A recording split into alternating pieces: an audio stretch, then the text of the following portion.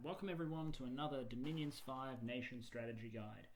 We were all probably expecting to be seeing Festering Skies from Phoenix Point right now, and you're probably wondering why I sound weird.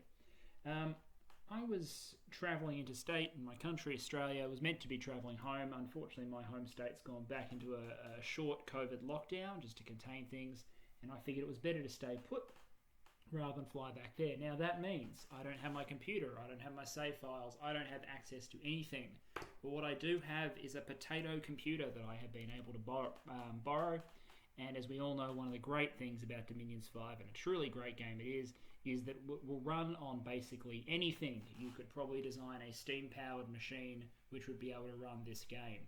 So, here I am without any of my save files, and you know what that means? It means Dominions 5 Guide. So I'm sorry if the sound quality is off.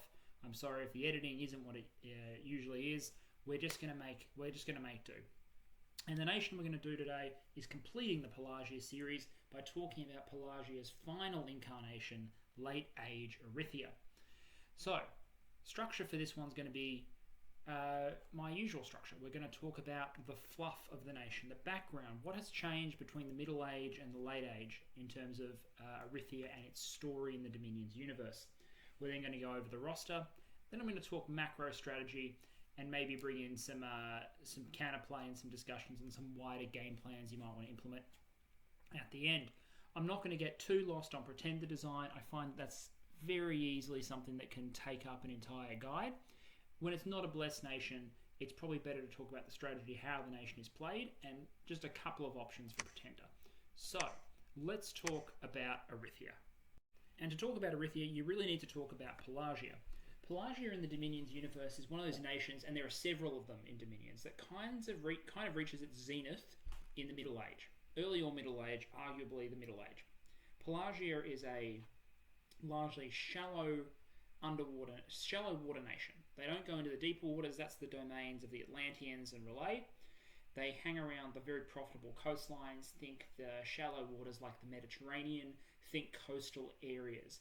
And as a result, they have contacts with humans and they profit off trade, which is something that the Atlanteans don't really do much until a little bit later on.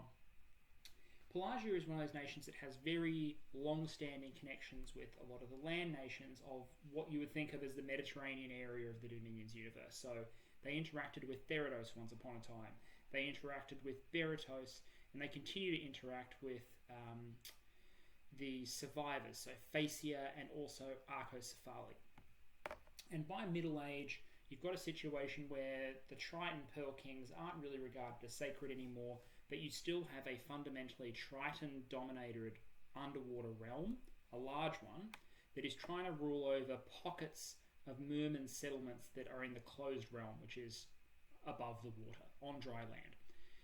But it's the Tritons that still rule, even though they can't quite get on land and actually administer very closely the closed realm, which is where you have the breakup between the apostates of the closed realm and the champions. Go watch the Middle Age Pelagia video if you're interested in that. The transition for the water nations in Dominions going to the Late Age is driven by Relay becoming a problem and then stuffing everything up. Late Age Relay, as a gameplay nation, I still contend is one of the dumpster fires of the Dominions universe. It's terrible, it's pretty shit. But, in the lore, the decision of the Starspawn to open that void gate and eventually to succumb to the dreaming basically drives everyone else out of the deep seas and increasingly out of some of the shallow waters as well. So you can see this in the fluff that we're about to get to. This threat from Relay obviously punishes some nations more than others. Atlantis basically gets driven out of the waters except for a couple of places, but the actual nation of Atlantis is pushed onto the frozen coast. Oceania, as far as we can tell, ceases to exist, and most of the other underwater presences just pretty much cease to be before the Relayan madness. Then there's Pelagia, which has a less total destruction, but still is pretty cataclysmically affected eventually. Pelagia, by this point, had established at least one joint colony, a colony called Erytheia, where it was the joining of an Arcocephalian colony and a Pelagian one. The rulers are both married, and as a result, someone starts ruling those, and that's what Erytheia is. It's a surface combined Arcocephalian Arithian colony. This is obviously ruled by Merman, because Merman can go on land, whereas the Tritons can't. Eventually, what happens is, and you see this, the Triton kings began to succumb to a strange slumber in the form of capital, and it was mostly abandoned. We know that strange sleep, of course, is the dreaming of Relay. So the centres of Pelagian power, of Triton dominance, the big established underwater cities and trade hubs, those are pretty much abandoned, and the previous ruling class is pretty much wiped out by the madness and the dreaming and the curses of Relay. There are then civil wars that break out between the Tritons that remain underwater, of course, because how should you respond when your nation is falling apart? Apparently with lots of civil wars. The Mermen basically shrug and say, like, enough with this shit, and they go on land and they take over various hubs and they maintain their old colonies. And as a result, in this settlement of Erytheia, this large, we would presume, settlement of Erytheia, the rulers of that declare themselves the king of both worlds. That colony thrives, and that's what you're playing in the late age. You're playing a colonial remnant, a surface remnant of Pelagia that is essentially broken off from the old structures. You still have some connection to underwater presences. There's still a small Triton population underwater, but they're less organized. They're not. They don't have the same sort of centralized control that Erytheia has over its settlement itself.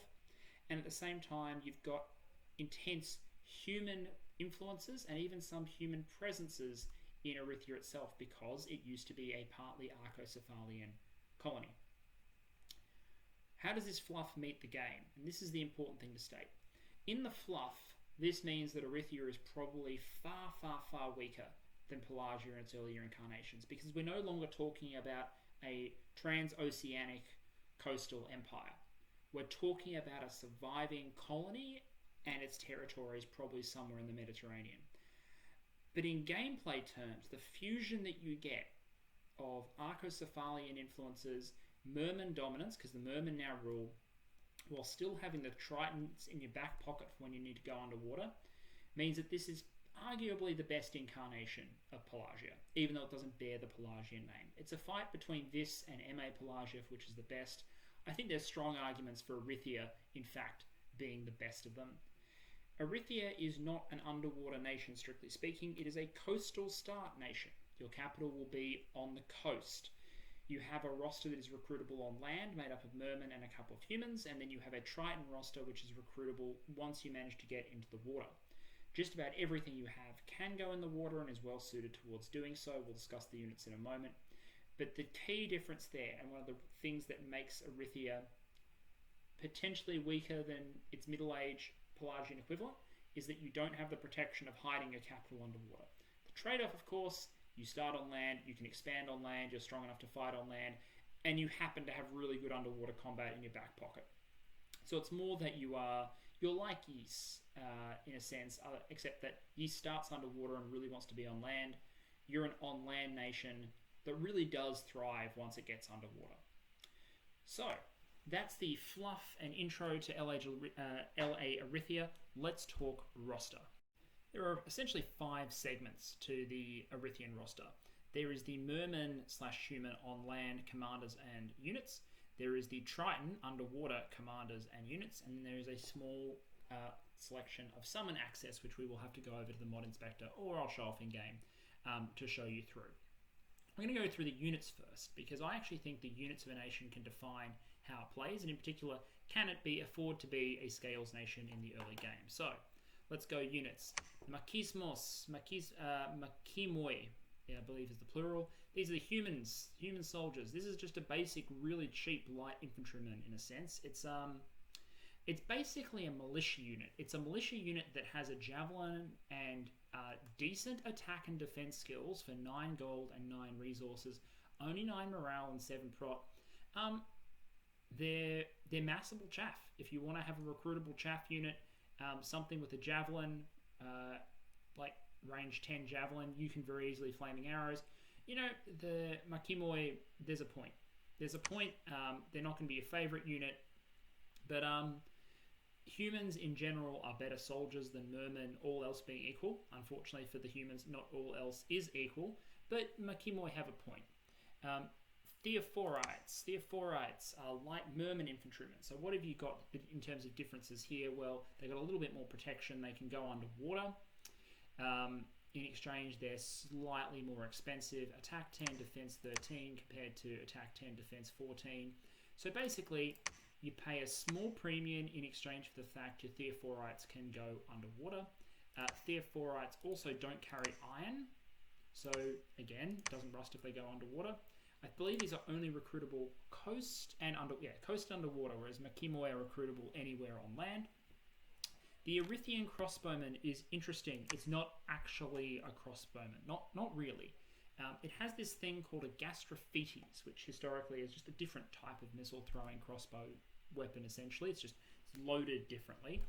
The Gastrophetes is an interesting weapon. On paper, it's just a 10 damage crossbow, right? It's got the usual armor piercing effect, which is that it halves the opponent's protection, which seems decent. The problem is it's got half the range. I'm not sure if it's half, but it's certainly reduced range relative to ordinary crossbows. And then underwater, this, unlike ordinary crossbows, can fire, but the range gets halved. Now this has got a range 25 on land. I might check some crossbows later and see how reduced it is relative to ordinary crossbows. Sorry, I think I cut out there for a moment. So the crossbow is range 25. A normal crossbow, I'm pretty sure, is like range 40. So you're already at like half range. You're at quarter range underwater. In terms of your thinking, imagine that the range of this thing underwater is about the same as a javelin on land. A javelin is range 10. This thing's range like 13 underwater. So it's not actually a crossbow, not really. There are very niche cases where maybe 10 armor piercing range damage might be useful underwater, but underwater combat is dominated by things that are often pierce resistant, like water elementals, who, while they don't rely on protection, they rely on hit points and resistances and underwater regeneration and aspects like that to survive underwater. So I'm not a huge fan of the Arithian Crossbowman in general. I'm not sure if they have a place. You then have 3 versions of what is basically a heavily armored Merman soldier, the heavy troops. The Phalangites and the Hoplites, who both use long spears for some reason. I would prefer if Phalangite troops in general had a very, very, very small shield and a very long spear, and Hoplites had a hoplon, from whence they get their name, a large shield with lots of protection and a shorter spear. But you know what? This is okay. These are underwater and coastal only. Great. So the Hoplite first, 29 resources, 12 gold. It is a formation fighting, 18 protection spear troop. Nothing particularly fancy. It's got 11 morale, and it does 13 damage with a long spear. So this is your line. These are a line holding troop. They're not very killy at all. You are packing 4 attacks into a square, so against lighter troops, eventually they'll break on you. Apparently you do have a hoplon, but that doesn't look like what I would imagine a hoplon to be. Anyway, Dominion's weapons are weird sometimes. All bronze, however, which means you are safe to go underwater. You can take these troops that you recruit on land underwater and have high protection troops. You're not going to compete with, say, some of the other heavily armoured underwater troops you might find in the late age, like Atlantis, who obviously dominate as basically being kings of heavily armoured troops in the late age. But, you know, it's respectable for the gold cost, and something you can do if you have excess resources. The Phalangite, so the Phalanx troops, have iron equipment and can only be recruited on land. This means they are not suitable to go underwater. They're more Arcocephali inspired. The difference is you have a few less resources, you lose a few points of protection, you get a little bit of extra morale, and a little bit of extra, and a little bit less encumbrance, essentially. Now, for 14 gold versus 12 gold, those things add up.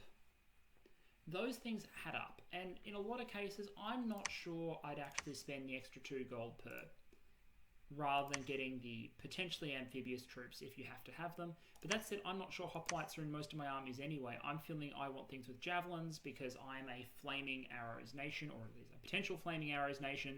So I might get more use out of the Theophorites and the Makimoi. The Sacred, the Soldier of the Setting Sun, capital only, which means it's a coastal recruit. Remember, your capital is coastal. In most respects, it's an ordinary heavy infantryman. Essentially, it's expensive, 36 resources, 31 rec, and 30 gold. It has 18 prot, 9 encumbrance, so we're not at Olmish levels of protection, but 18 is quite respectable. 18 is what you get for having a relatively full plate get-up, which is pretty good. Very high magic resistance, good morale, formation fighting, but formation fighting not with a spear for once, formation fighting with a magic damage sword, which does 16 magic either slash or pierce, 11 attack, 14 defense. All of these on their own may be serviceable, but the addition of Sun Ore is nice. Sun Ore is something you get even when you're not blessed. It's just a function of the chassis. Sun Ore is ore, which is normally an incarnate fire, quite expensive fire bless. The limitation of Sun Ore is that it only works when there is sun, so it doesn't work underwater. So you cannot use Soldiers of Setting Sun to as efficiently expand underwater, but it does help you out on land. With a little bit of a bless, Soldiers of the Setting Sun can be quite good land troops. They're not world beaters, they're not super high quality sacreds, but being able to put some of these out of your capital, if you have a little bit of a stat bless going on, they're high protection, they've got good skills, a few extra skills might help them out. It means you've got magic weapons that you don't have to buy. You don't have to buy the magic weapons bless, it's just in your back pocket if you need it. Through the Soldiers of the Setting Sun, you've got a core of magic weapon sacreds, which is basically a couple of free astral bless points when you think about it, because that's one of the first things most people buy with astral bless points. Look, they're respectable. They're better than the middle-aged Pelagian equivalent. It's a better troop. The limitation of Sun Ore not working underwater, but also not working in caves, not working in darkness, not working when certain globals are up. It's a limitation, but this is still a functional, useful sacred. And they look kind of cool with their pearl shields. They got a place. The underwater troop equivalents are ones you can only recruit once you get underwater forts up. And these troops are sort of familiar. The old rule of Triton good, Merman bad, but Triton can't leave the water holds true for Erytheia just as it used to for Pelagia. The difference is that the Knight of the Deep has become something called the Triton Knight and is no longer sacred. So now you spend 50 gold to get a 17 protection, 12 attack, 16 defense, 4 encumbrance unit with a heavy lance, a light lance, and a magic damage alicorn while being recuperating. 17 prot, 16 hit points. Against some enemies, this is a good underwater unit. Against others, not so much. Against, say, an Atlantean line, they're just going to melt, but at least with the lance, they might hurt them. Against Relayan troops, the multiple attacks and high defense means you're probably going to carve through all the junk that they have to fight. The Triton Hoplite is solid by most measures. Having a coral long spear means you have poison instead. Well, you have poison in addition, so a weak poison effect. Your hit points are higher than the merfolk equivalent. You've still got 18 prot, you've got 12 magic resistance, 12 morale. Like, those are decent numbers. They were more decent in earlier ages. We're getting late age now, so this is becoming less and less dominant. But they are stronger than Merman. They're more skilled than Merman. They don't cost much more than merfolk. If you're fighting underwater, a Triton Hoplite, all else being equal, is better to have around than an Arithian Hoplite. The Triton Soldier has the 17 damage version of the Triton. So this is built off the Wave Warrior of the previous era. Wave Warriors did even more damage. This is a 21 resource, 15 hit point, 10 gold unit. The 15 hit points shouldn't be looked past. 15 hit points on 14 prot for 10 gold. It's actually a fairly good hit point per cost ratio. Plus, they're just generally better. It's a good underwater troop, but again, its problem is that a lot of the time it might end up fighting Atlantean troops, if you're talking about underwater opponents. Atlantean troops will usually mince these guys, cost for cost. And that's just because Ice Guard are just so good against most of the other things they'll encounter underwater. They're pretty good. They'll do fine against Relay. And then finally, you have a Triton Militiaman. You probably don't want Militiamen underwater, unless you're really looking for siege strength underwater. But the difference with being a nation that can have underwater forts is that accumulating armies and siege chaff is a lot easier for you than it would be for other people. So those are the two sides of your army. Quick summary, what am I actually recruiting as Erytheia in terms of troops? Well, the Sacreds are serviceable for expansion. I generally prefer the Hoplite over the Phalangite because I like to be able to go underwater. The Crossbowman gets a pass from me, and then it's a choice of a Javelin Infantryman on land, either using Makimoi if you're sure that you're going to stay on land, or Theophorites if you want a little bit more flexibility to go underwater in exchange for the fact that, you know, they can't use their Javelin underwater. You're not going to want to push your Theophorites under unless you have to. Makimoi are generally better troops on land, especially if you can get them flaming arrows, so those two Javelins actually pack a punch. Underwater, Triton Hoplites and Triton Soldiers are both perfectly serviceable. I think in a lot of circumstances, people are probably going to favour the line holding version if the purpose is just to survive while you summon up other things. If you actually want to hurt the enemy units, if you're relying on troops to do the killing, then Triton Soldiers and Triton Knights are the makeup. So there you go. Let's now talk commanders.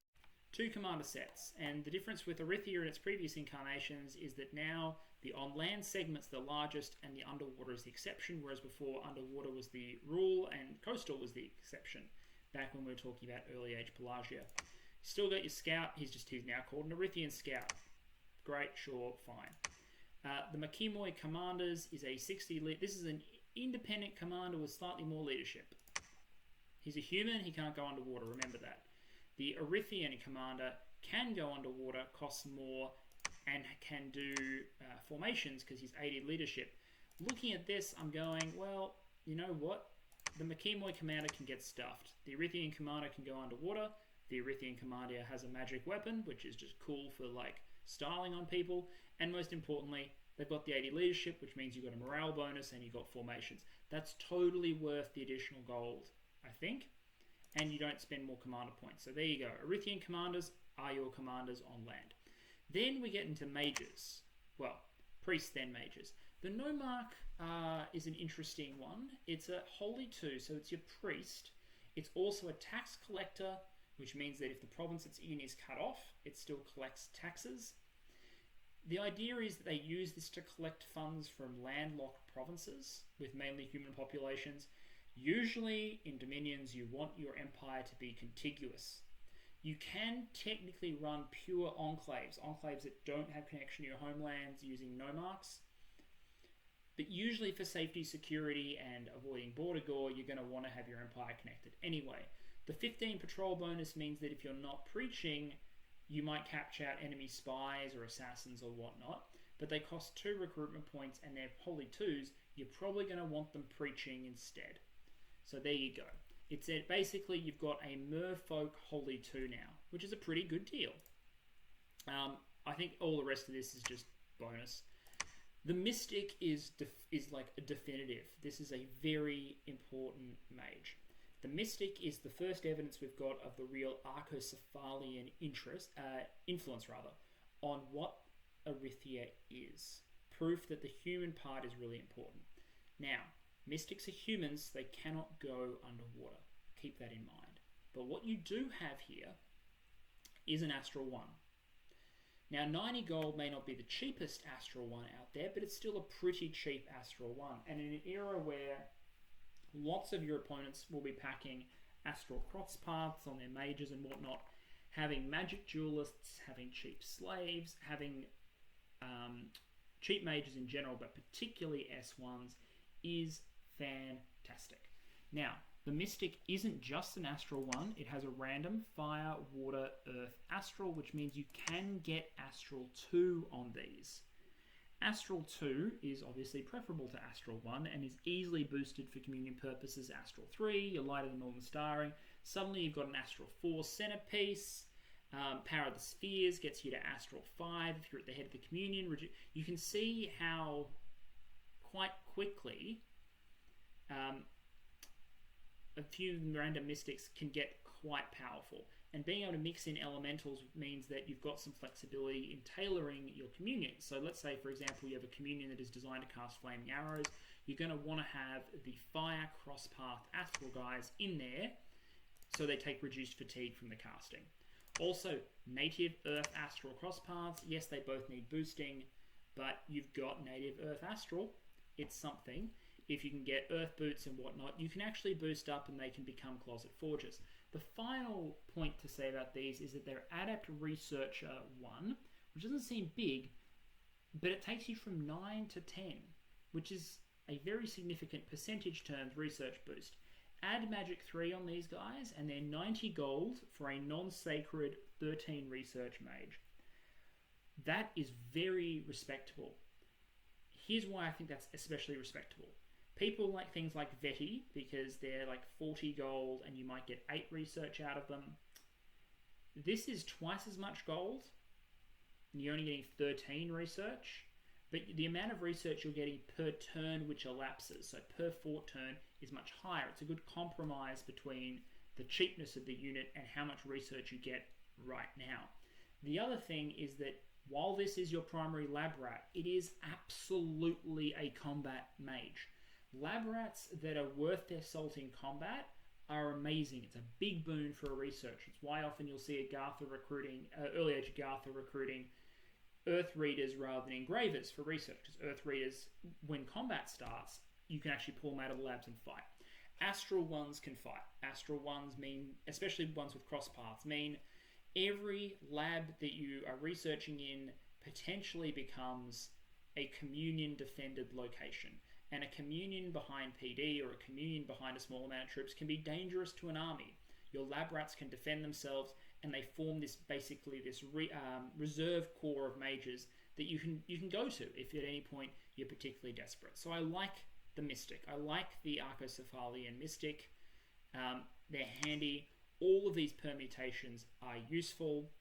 These guys, cheap fire, you can make lightless lanterns. Astral 2, obviously useful.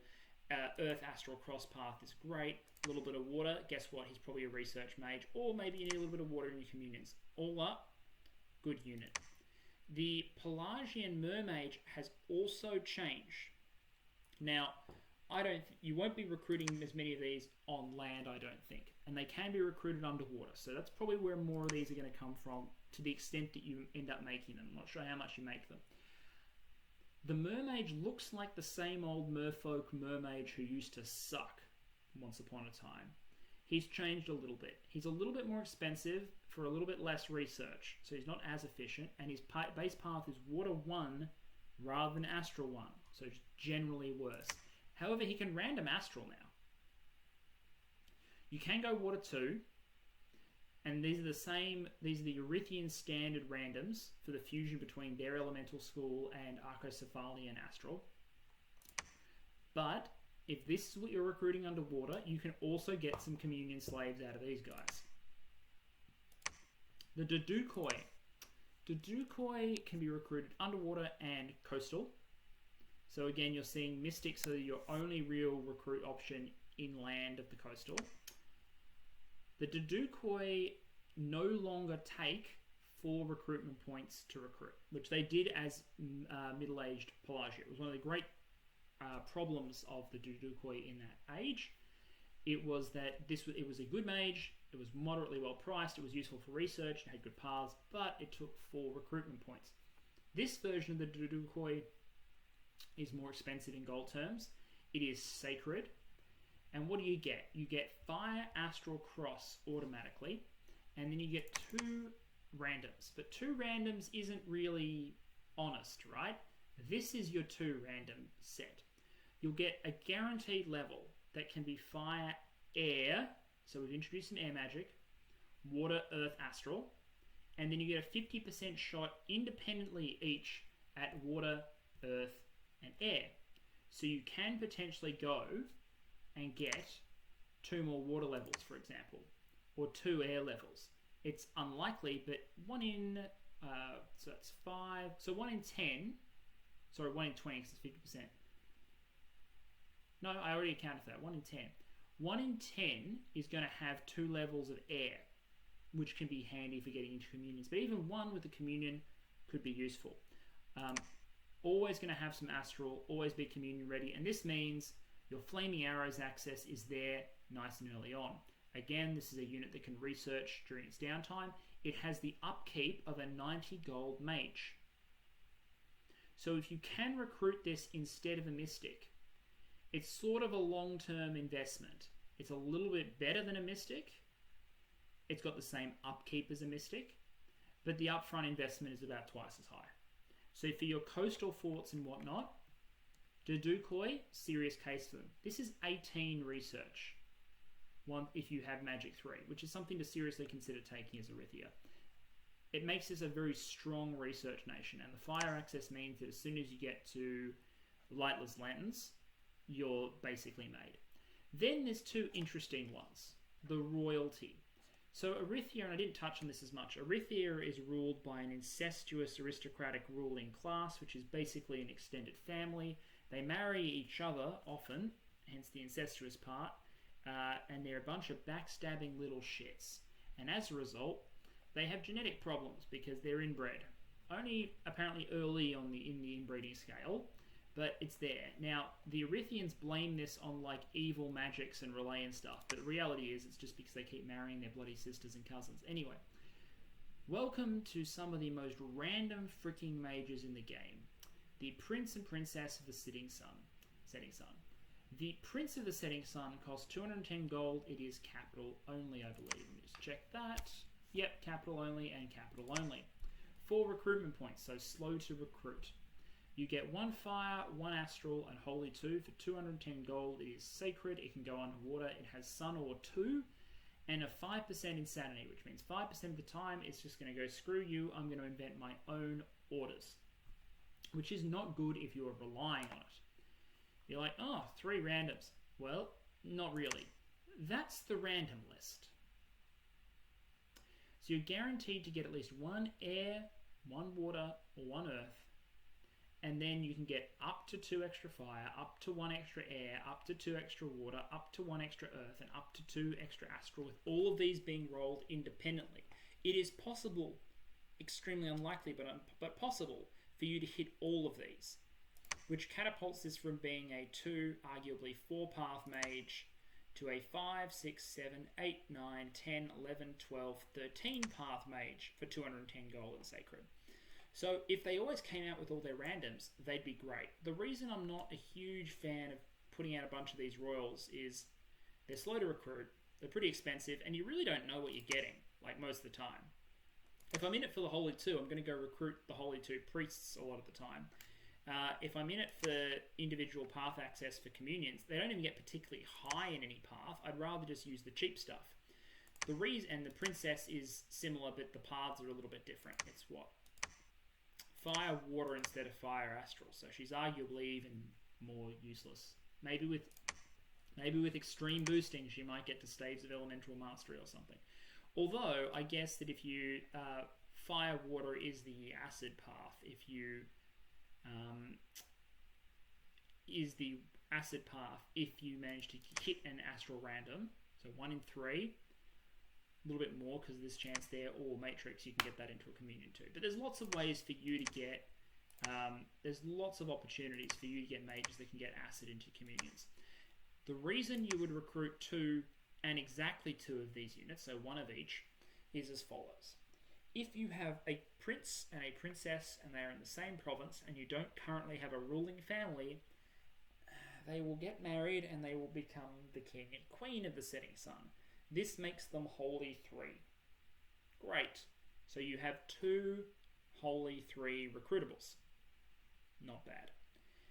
Now if you have more of them, they have events where they tend to assassinate each other because they're greedy and they're backstabbing and they're trying to take over each other's positions in life. So, yeah. The fierce competition among royal siblings and princesses, they occasionally murder one of their sisters to advance their position. So, you can't stack a bunch of these in the same province. So, here's the structure of your land mage corps. You're going to have recruitable mages that are primarily mystics, Dedukoi. So Dedukoi from underwater, mystics from inland, and then either Dedukoi or mystics from coastal areas, depending on your preferences. When you're poor, you'll recruit some mermages some of the time, but your research is going to be done by these two categories. You'll have exactly one army that features a King of the Setting Sun to do blessing and throne claiming, and exactly one Queen of the Setting Sun to do the same. And you may, if you feel like rolling the dice, recruit some more, but for the most part, these are your communions right here. Underwater, there's a few additions. They're a bit sadder now. The Tritons, the Triton Noble is still there. 110 gold for 80 underwater. Only leadership, pass. Triton Priest is now demoted to a Holy One. He's basically the Merfolk Priest of previous ages. This is sad. And then you have the Pearl Mage. And the Pearl Mage is just the same old Pearl Mage you've always had, which means, you still have Pearl farming. You still have that age-old Pelagian ability. They've maintained, you've lost the Pearl Kings, you've lost the really amazing Pearl Cultivator, but you've still got the efficient one. You've still got Pearl Cultivator 3 on Pearl Mages. So if you get underwater and get some of these guys, you still have the ability to go into the good old-fashioned Pelagian Wish Farm loop, or Arcane Nexus Wish Farm loop. And it's good to know that that is still there. Erytheia, if it gets underwater and can defend a land holding, maybe it's on an island, still has that ability to do a late game boom into those special abilities. Now, before I start talking how this all ticks together and the strategy and the playstyle, I'm going to try and pivot us to looking at the summons for a moment. Okay, just a quick note on what's about to follow, despite all my efforts, is a re-recording of the Mod Inspector segment on the heroes. The audio is terrible because for some reason this computer cannot deal with recording on screen capture mode outside of a game. So I apologize in advance for the audio cutting in and out. It is what it is. I apologize. I'll try and make it better for the next video, but for now, it is what it is. Okay, this is a re-recording because the sound here died. Forgive me if I'm a little bit quicker and maybe a little bit more targeted. Heroes, and talk heroes first. First and foremost, you only get 2 if you're not playing with worthy heroes. You do, so I'm going to review this. These are your 2 non-worthy heroes. They're unremarkable and unimportant. You get a light Gigante Thug, who's interesting. 6 got 3 heads. I don't even know why that has a hero like. And then you get a Nature 1 Cyclops Shepherd who summons fire resistant size. Okay, this does not impact your strategic decision making in any way. Not playing with worthy heroes, ignore everything I'm about to say. So luck is really useful for getting your heroes in Erytheia because they're handy. Why are they handy? Well, you get 3 worthy heroes, all of which are interesting ways.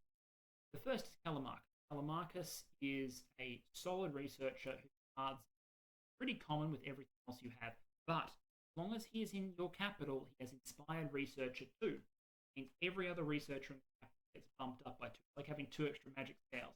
And it can push you to essentially having magic 5 in your capital. So, nice research turbocharge. Doesn't have a minimum arrival early. So, right amount of luck. This guy can add a lot to your research. All your research is your capital early game. He can really jumpstart you. Mind you, if you're looking at jumpstarting research, his approach is to make others better. Demetrius, the library founder's approach, is just to make lots of research himself. Demetrius has 53 RP. He's a philosopher, early age Arcocephalian philosopher who's bloody freaking smart, who's come to Erytheia and gained patronage, and wants to eventually become construct the Great Library. Demetrius is interesting for 3 reasons. 1, he's a hero who can arrive from turn 10 who gives you 53 research. That can be a pretty big kick if he arrives late year 0, year 1, which he might do with if you're running 3 luck. That's not unreasonable. The second thing he does is he gives you a shit ton of interesting cross paths viably at higher levels. Your fire water cross is high enough here that with a little bit of boosting, you might climb your way up to phase of elemental mastery. is also reliable, good crystal territory, 2 Earth, 3 Astral, all across the need there. He's got your crystal gear sorted. Get him. Third thing he does, oh wait, no. He does 2 things. The other guy does the third thing. Third thing is Ibn Sina, sorry. Ibn Sina does the third thing. Ibn Sina is a true healer. You don't have as many true the old Arco sometimes did, but you still got it. Ibn Sina gives you Nature 3, gives you 33 RP when you're using it, and he has healer, which means as long as you've sat him in your capital, which is probably what you're going to do with him most of the time, he's going to heal up your Mind Hunters of their afflictions, he's going to heal any of the thugs that come home. He's just good to have in your back pocket. Now, collectively, these guys represent 100 RP and 2 Inspired Researcher just from your hero set, and only one of them has minimum hero turn arrival. They also give you access to some pretty decent paths, including your highest native nature access, your highest crystal access, and some tantalizing close access to days of. So, if you are playing Gale's Erytheia, which I think is the way Erytheia is meant to be played, get some luck in there, get these heroes if you're playing worthy heroes, and really enjoy life. Alright, so we're back. There's a few things I thought I'd add before I start talking about how this nation actually plays. The first thing is that, as I recall, once you recruit a prince, you're on a timer to get a princess and get them married, otherwise you're going to trigger negative events. The other thing is I'm pretty sure the event for the royal marriage actually gives you some gold back. So this says it would cost 420 gold to recruit them. I think the net cost is 310 once the first 2 get married. So that's something. But they're still inbred, they're still partly insane, they still knife each other. Maybe if you're lucky, you'll get one with good paths, and if you get one with good paths, it might save you having to do some boosters. If not, well, at least you've got some Holy Threes. So, let's now talk about how this nation plays and what you should take into consideration when you're crafting your Bless and your playstyle. First things first, this is a communion nation. It's a pretty good communion nation. It's a communion nation and a research nation, and that instantly says this is not a nation in which you should be going Hellbless. The Sacred is good, but the Sacred is not incredible. So, Erytheia is a nation that is going to get a Bless, and not a Bless, is going to get scales, is going to get lots and lots of money, and is going to take advantage of its research and its boom potential to thrive in the late game. The fact that you have communions mean you have access to an awful lot of the spell list, because any independent you find can be wired in, and all the magic paths you have can, with enough gold and mages thrown at the problem, be accessed in battle through the use of communions. You're also an elemental astral nation. That's where you're strongest. You're strongest in the fire, water, a little bit of air. You've got earth, you've got astral. You're there. This means the full gamut of elemental battle magic is at your disposal. The Dedukoi are going to be able to bring just about everything to the fight in moderate to medium quantities, which is really handy. Plus, your king and queen may or may not be good. Your heroes will give you even further diversity. So really, you're looking at battlefield magic. Battlefield magic is what you are about as a nation, and that ranges from across the elemental paths. Let's think about that for a bit. You've got access to all the you've got all the elementals. You've got access to evocations. You've got access to enchantments, things like flaming arrows. And later in the game, you've got access to the really effective elemental alterations. You can get the air ones, so Mass Flight and Fog Warriors. It just requires a little more effort because air is your weakest elemental path. But you have relatively good access to the earth buffs and protections, very good access to the fire ones. There's some good stuff there for you. Your interesting nature as a coastal nation, however, really shapes the way you're going to play. There's Erytheia, the nation that is competing on land, and there is Erytheia, the nation that is going into the water. Because in the late age, let's think about who's in the water. And really, there's not much. There's only one nation that's in the water itself, and that's Late Age Relay. But Late Age Relay is a bit shit. So my solution if LA Relay is in the water is you stake out a little bit of territory so you can get some underwater recruits, probably near your capital. and then you're going to out-tech them because they're going to pop kill, they're going to kill down their research, they're going to drive their commanders insane, other people are going to hate them, and eventually you're going to be able to go in and murder them through the power of sufficient magic. Your commanders will go insane in the Dominion, that's a problem, but you will be able to go in and destroy them. You probably can go in and destroy them early, to be honest, because again, LA Relay is a bit shit. They are not pushovers. But the problem is, all their free spawn chaff is pretty freaking useless against actual competent troops, and you're taking actual competent troops underwater. The other people you can fight underwater, Lemuria, so the ghosts, and Lemuria is a nation that, if it's in the game, has to be coalition, just has to.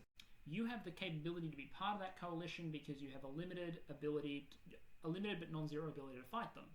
You got a lot of magic that can kill through ethereal. Your sacred units can kill ethereal units. You don't get your ore against ghosts really effectively. Against lots of undead very effectively, but against things with morale, sure. And you have a built-in magic weapon, and you can summon Sparta. You have ways to fight Lemuria before they get their really cheesy abilities on. So, assuming the land nations around Lemuria are also ganking it, you can probably throw them out of the water. Your problem is at Late Age Atlantis. Late Age Atlantis has better troops than you. Late Age Atlantis has some strong center point mages. Late Age Atlantis is better at water elemental summoning than you once they get set up underwater.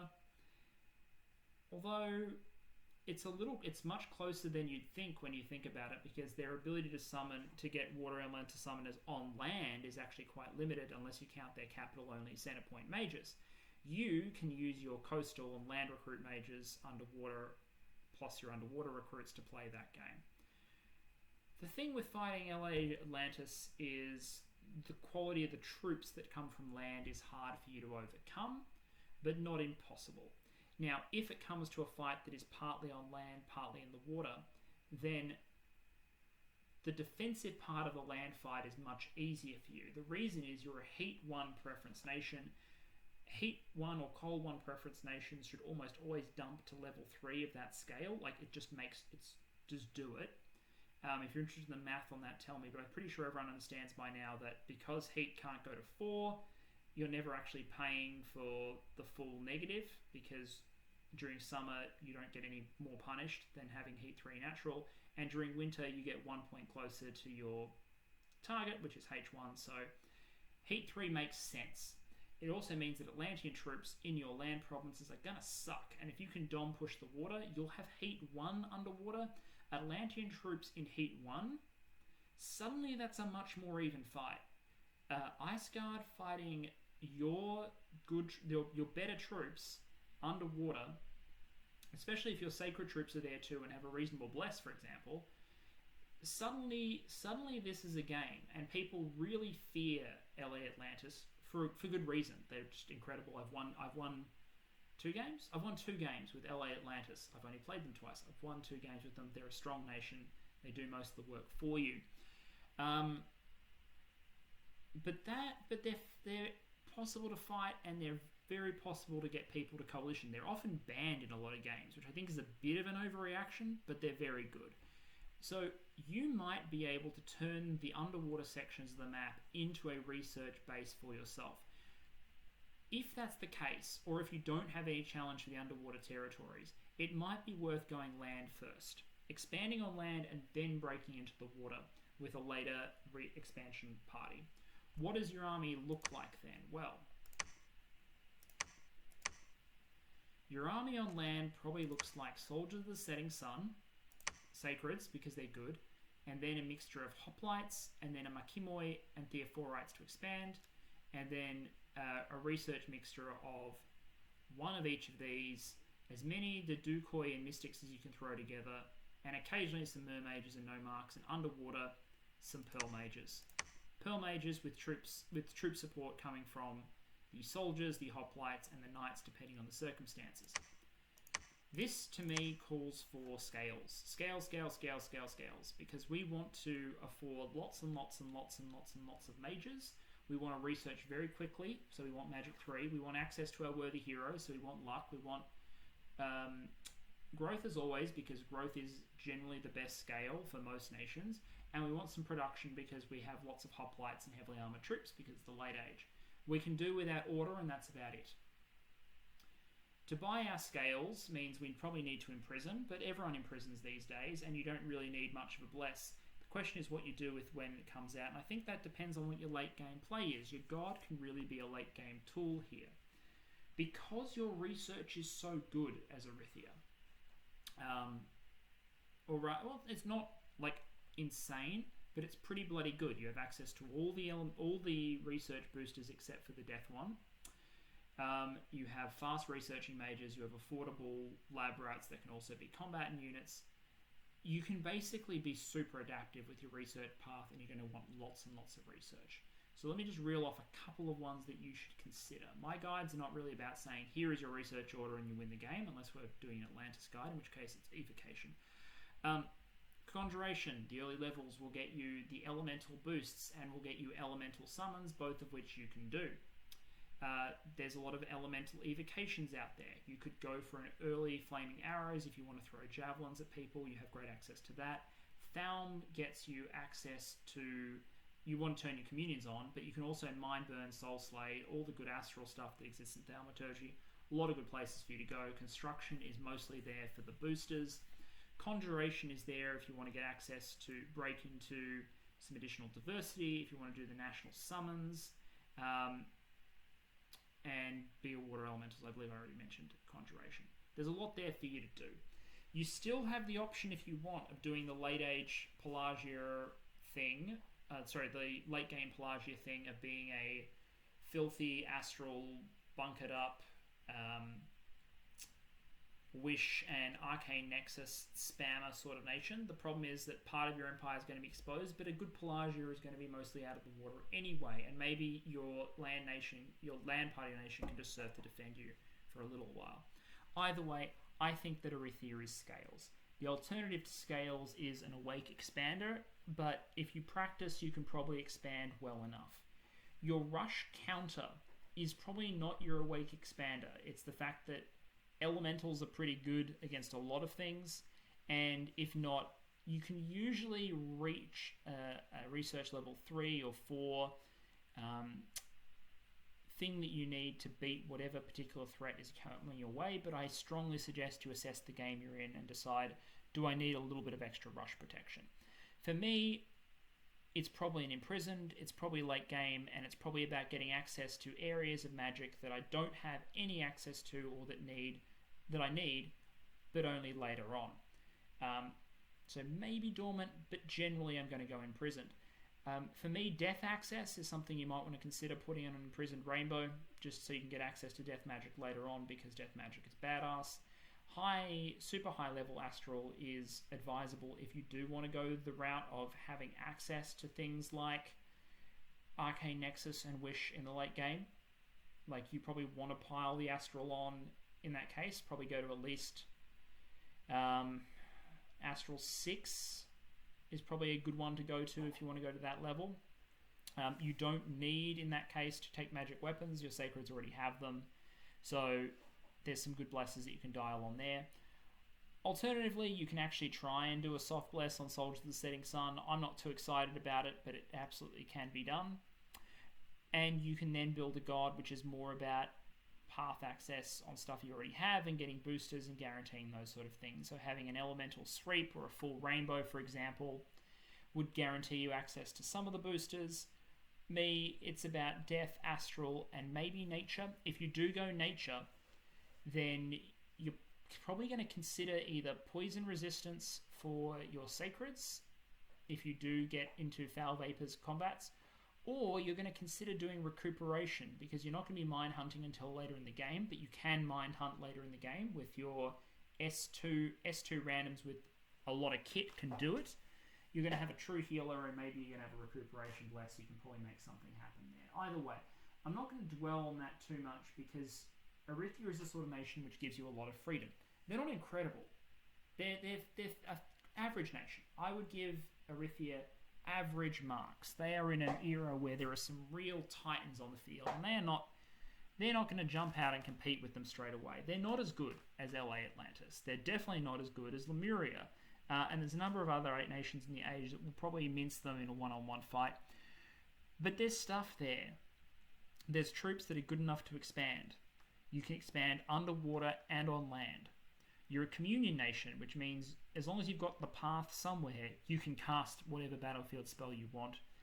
Your research is great, and your lab rats double as defensive communion mages, which means that it's costly to start a war with you because every fort is going to be able to put up resistance. So, because you've got that extra deterrent effect of the water, because you've got good path access, even if you're missing really good stuff like high nature and high death, which I think added to the nation would give it some extra benefits. You're not perfect, but you're solid, and it's the sort of nation which promotes a really good diplomatic game. And this is how I'm going to close. Because no enemy can defeat you without going underwater as well as on land. They can hurt you, but they're not going to knock you out unless they can go underwater as well. You have some of the deterrent ability of a water nation. But you also have the added advantage to play and deter people by fighting on land, because you're the most land-capable incarnation of the Pelagian line. That, coupled with the fact that you're not famous for being particularly dangerous, so no one wants to rush you, but you're not famous for being particularly weak, so no one wants to rush you. Either way, no one wants to rush you to kill you because you're too dangerous or because you're too vulnerable. Coupled with the fact that you have the ability to do amazing things in the late game if you can just leverage the really good research you have, I think it's entirely possible to win a game with Erytheia. I think they're solid, middle of the pack. Happy to answer any questions, but I think this is a relatively noble end to the Pelagian line. They've evolved, they've been thrown on land, the Merman have taken over, but there's a chance, not the most amazing chance, but a definite chance that in this final era, in the Ascension War, that maybe the remnants of Pelagia can take a god to victory where they failed in the past. Thanks for joining me. Happy to answer questions in the comments, and I'll see you soon, probably picking up maybe middle and late age Agartha, unless someone else has a pressing desire to see something else. Cheers.